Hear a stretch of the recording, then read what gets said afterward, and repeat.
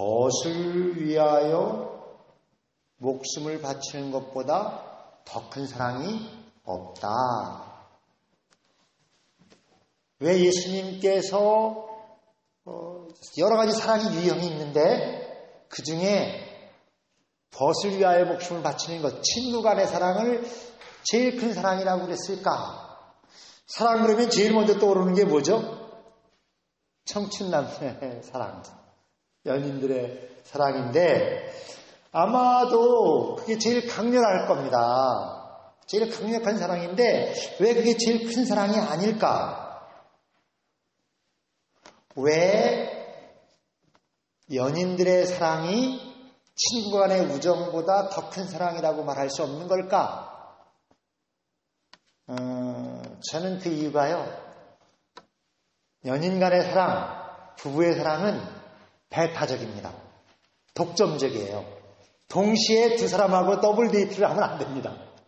그러니까 그 허락이 안 되는 거니까 독점적인 게 오직 연인 간의 사랑은 한 사람만을 해야 됩니다. 거기에 비하면 우정은 그렇지 않습니다. 우정은 동시에 여러 사람을 같이 사랑할 수가 있어요. 그리고 그것에 대하여 배타적이지도 않고 질투하지도 않습니다. 그러니까 그런 면으로 우정이, 친구 간의 사랑이 연인 간의 사랑보다 더 크다고 그런 거 아닌가, 그런 생각해 봅니다. 또 다른 사랑, 이 우정과 비견될 수 있는 또 다른 사랑 중에 대표적인 건 제일 큰 사랑이 뭘까요? 어머니의 사랑. 가정의 달이기도 하고요. 이 어머니의 사랑, 부모의 사랑이 어찌 우정보다 작을까? 그걸 왜 우정이 부모의 사랑, 어머니의 사랑보다 왜 예수님은 우정을 더 크다고 그런 걸까? 그건 부모의 사랑, 어머니의 사랑은 조건이 있습니다. 자식이어야 돼요, 자식. 그렇지 않으면 형성되질 않습니다. 부모의 사랑이 말할 수 없이 모든 사랑 중에 어머니의 사랑이 제일 큰데 그러려면 자식이 되어야 합니다. 그런 면으로 우정은 조건이 없습니다. 나이나 성별이나 민족, 종족 그런 것도 관련 없잖아요.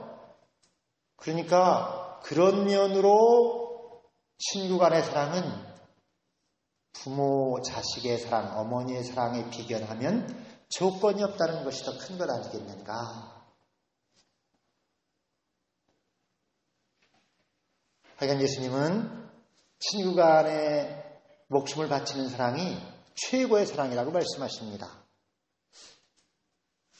친구 간의 사랑의 특징이 어떤 것일지 더 깊이 생각해 봐야 합니다. 그런데 우리는 우정론을 얘기하는 건 아니에요. 성서가 우정론을 얘기하면 인문학이 되는 겁니다. 우리는 신앙을 말합니다. 오늘 읽으신 제2독서 예수님을 믿으라고 권고합니다. 예수님은 뭘 믿으라는 거냐면요.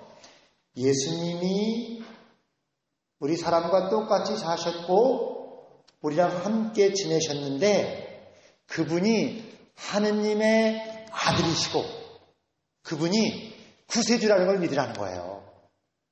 이건 뭘 전제로 하냐면요. 예수님이 우리랑 같이 살지 않으셨으면 그렇게 말할 필요가 없습니다.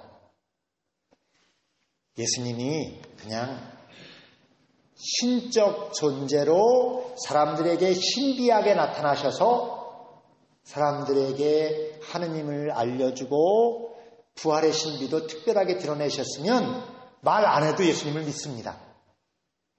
그런데 여기 어떤 갈등이 있냐면요. 사람들이 예수님이 우리랑 같이 사는 걸 아는 거예요. 같이 보고 지켜본 거래요.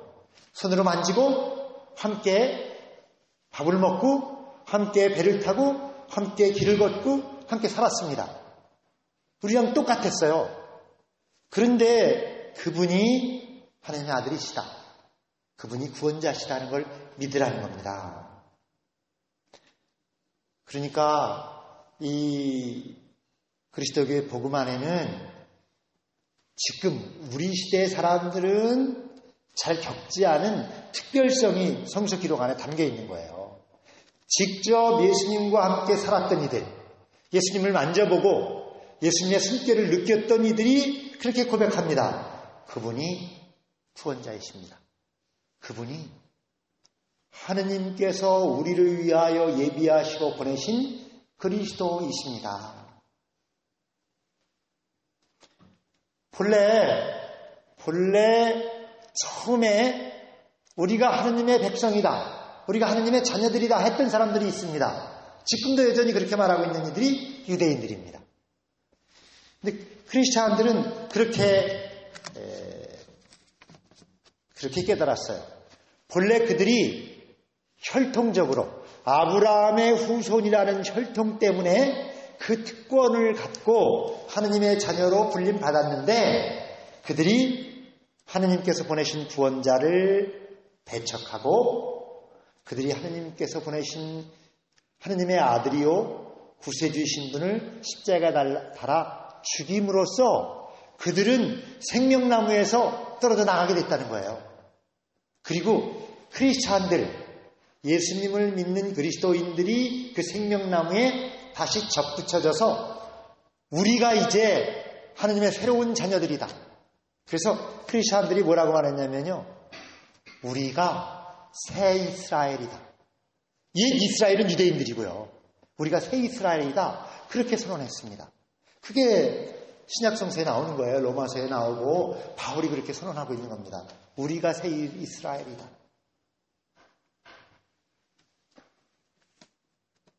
십자가에 달려 죽고 부활하신 예수님, 그분이 하느님께서 우리를 위하여 보내신 구세주이시다. 그것을 확증하는 표가 무엇인가? 그게 부활이다. 그러니까 부활을 믿는 게 예수님을 믿는 겁니다. 그리스도교의 신앙은 부활로부터 출발하는 거예요. 성서는 예수님의 탄생으로부터 기록을 하지만 실제 우리의 사건은 부활에 있었던 거거든요. 부활하신 예수님을 만나고 나서 그렇게 알게 된 거예요. 아, 그게 그거였구나.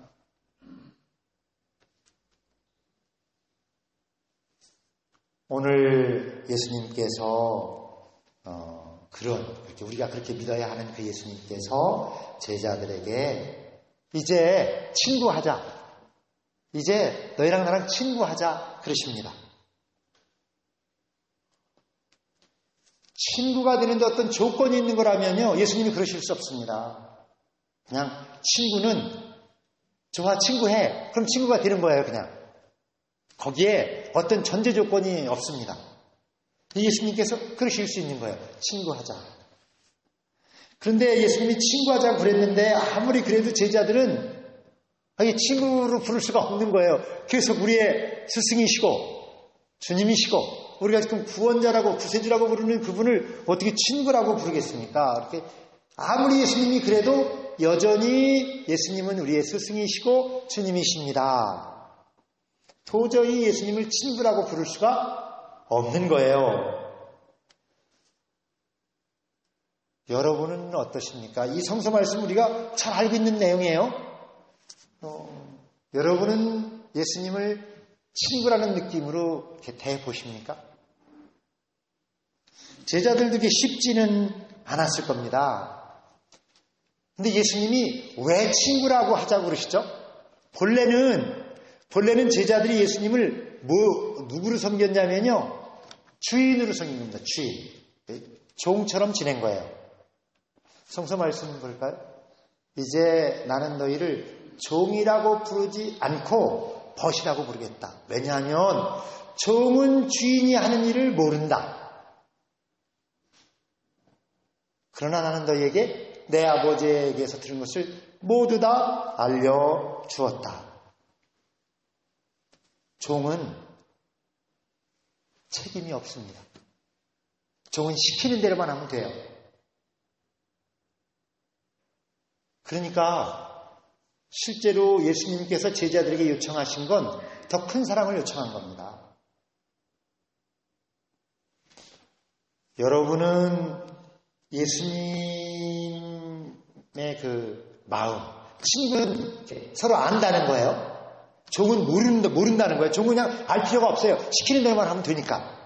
근데 친구는 왜 그런 요청을 하는지, 지금 상대편의 처지와 형편이 어떤지, 그런 것들을 다 배려해서, 그래서 내가 시키지 않은 것도 할 수 있습니다. 그리고 종은 주인을 책임질 수 없어요. 그런데 친구 대신 내가 책임질게, 그럴 수 있습니다. 오늘날 많은 크리스찬들은 종처럼 신앙생활을 합니다. 또 이 중요한 종이라는 걸로 비유되는 중요한 성서의 한 비유가 어디에 나오는 거냐면요, 돌아온 탕자, 거기에 나옵니다. 누가 종처럼 일했다 그랬죠? 큰아들이 나중에 아버지한테 그러잖아요. 나는 종처럼 일했는데 염소새끼 한 마리 안 주셨지 않습니까? 자기가 지금 자기 말을 하고 있는 거거든요. 아들로 살지를 않고 아버지랑 같이 살지만 종으로 살고 있는 겁니다. 종. 오늘날 많은 크리스찬들은 종처럼 지낸다. 그러니까 예수님은 친구가 없는 거죠. 다 구하기만 하는, 다 도움을 달라기만 하는, 저절로 움직이지는 않고 자기가 알아서 자발적으로 움직이지는 않고 시키면 마치못해 하는 그런 신자들만 수도 없이 있는 거죠. 정말 우리 크리스찬들이 주님 맞습니다. 당신의 마음이 그러시군요. 이 교회가 주님의 교회이니 주님을 대신해서 내가 이런 건 책임져 볼게요. 주님의 형제 자매들을 다 책임 못 져도 제가 이 사람은 책임져 볼게요 하는 그런 마음 가질 수 없는 건가요? 그게 친구라는 겁니다. 그게 다른 사랑인 거예요. 그런데 먼저 우리가 친구 먹자 그럴 수가 없고 예수님이 친구 되자 그러신 거거든요. 예수님이 친구 되자 그러시는데 그 진정성에 이제 문제가 있는 거예요. 아니, 누구든지 뭐 친구하자 그럴 수가 있지 않습니까? 그 야자 타임이라는 게 있어요. 직장이나 군대 같은 데서 선배 후배들이 잠시 동안 계급 없이 다 반말로 막 할 수 있는 거다. 그런데 뒤끝이 있는 사람들이 있거든요.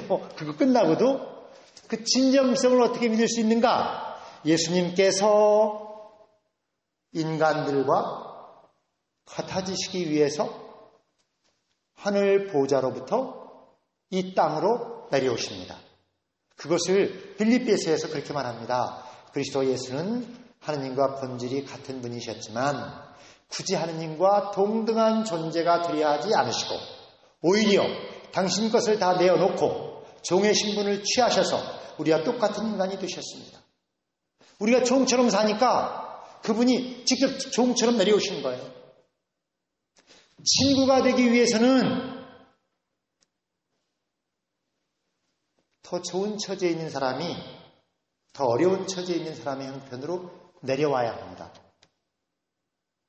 그거를 뭐라 그러냐면요. 그걸 입장이 같아지는 거라고 해요. 그러니까 예수님께서 인간의 입장이 되신 겁니다. 사람의 입장이. 그게 예수님의 진정성이에요.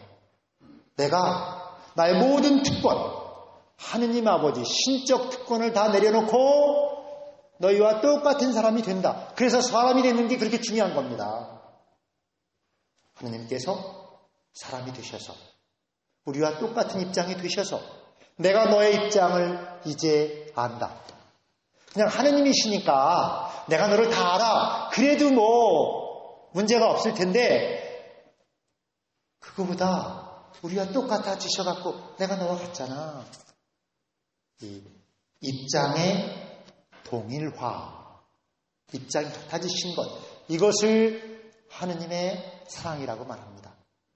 하느님께서 이 땅으로 내려오셔서 우리와 똑같은 사람이 되셔서 우리의 연약함, 우리의 유호, 우리의 이중성, 우리의 약함을 몸소 겪으시고 그리고 말씀하십니다.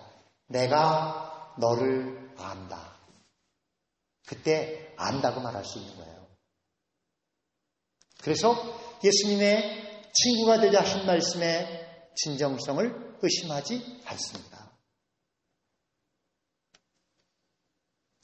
본래 친구는 똑같진 않잖아요. 직업이건 학벌이건 사는 정도건 가문의 내력이건 다릅니다. 외적 조건이 다른데 친구가 되려면 좋은 형편에 있는 사람이 그렇지 못한 형편의 친구와 입장을 같이 해야 그 진정성이, 우정이 형성됩니다.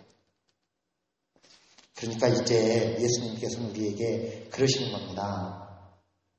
내가 너와 입장을 같이 하니 이제 네가 나와 입장을 같이 해다오. 이 빌립비서 2장 6절에서 7절까지를 읽은 건데요. 그 앞에 여러분은 예수 그리스도의 마음을 여러분의 마음으로 가지십시오 그럽니다. 정말 이 땅에서 우리 신앙이 언제까지나 늘 주님 나를 봐주십시오. 늘 이런 기도가 되고 말 것인가. 주님 그러시군요. 그러셨군요. 하느님께서 우리를 향하여 그러셨군요. 그럴 수는 없는 것입니다. 우리가 어차피 어떻게 하느님의 입장과 동등해지게 하겠습니까? 그러나 그 중에 다만 나를 향하신 것 중에 한 가지라도 그분의 마음과 같아져가지고 그러셨군요. 이제 제가 그걸 책임져 볼게요. 주님, 이제 제가 그것을 해보겠습니다. 친구와 같은 입장에서 같은 아픔을 느끼고 같은 소망을 품고 같은 기도를 하는 사람이 되는 것. 그게 부부이고 그게 형제이고 그게 친구입니다. 근데 이 우정의 특별성이 어디에 있냐면요. 이 우정은 모든 사랑에 공이 들어갈 수 있다는 거예요. 예를 들면 연인 간의 사랑에도요. 우정의 요소가 있어야 합니다. 부부 간의 사랑에도 우정의 요소가 있어야 합니다.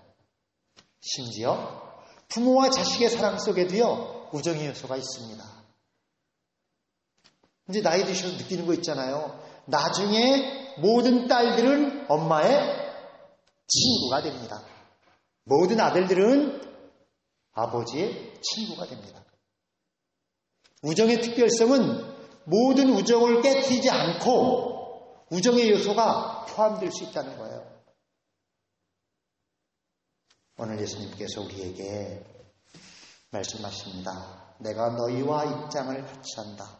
그러기 위해서 나의 모든 특권을 내려놓고 너희에게 내려갔다. 너도 너와 입장을 같이 할 사람과 마음을 같이 해라.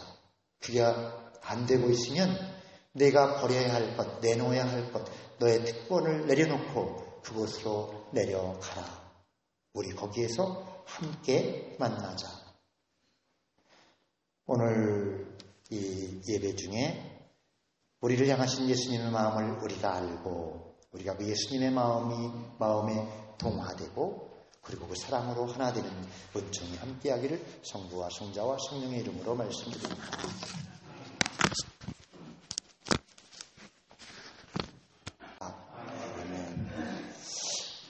벗을 위하여 목숨을 바치는 것보다 더 큰 사랑이 없다. 왜 예수님께서 여러 가지 사랑의 유형이 있는데 그 중에 벗을 위하여 목숨을 바치는 것, 친구 간의 사랑을 제일 큰 사랑이라고 그랬을까? 사랑 그러면 제일 먼저 떠오르는 게 뭐죠? 청춘남녀의 사랑, 연인들의 사랑인데 아마도 그게 제일 강렬할 겁니다. 제일 강력한 사랑인데 왜 그게 제일 큰 사랑이 아닐까? 왜 연인들의 사랑이 친구 간의 우정보다 더 큰 사랑이라고 말할 수 없는 걸까? 저는 그 이유가요. 연인 간의 사랑, 부부의 사랑은 배타적입니다. 독점적이에요. 동시에 두 사람하고 더블 데이트를 하면 안 됩니다.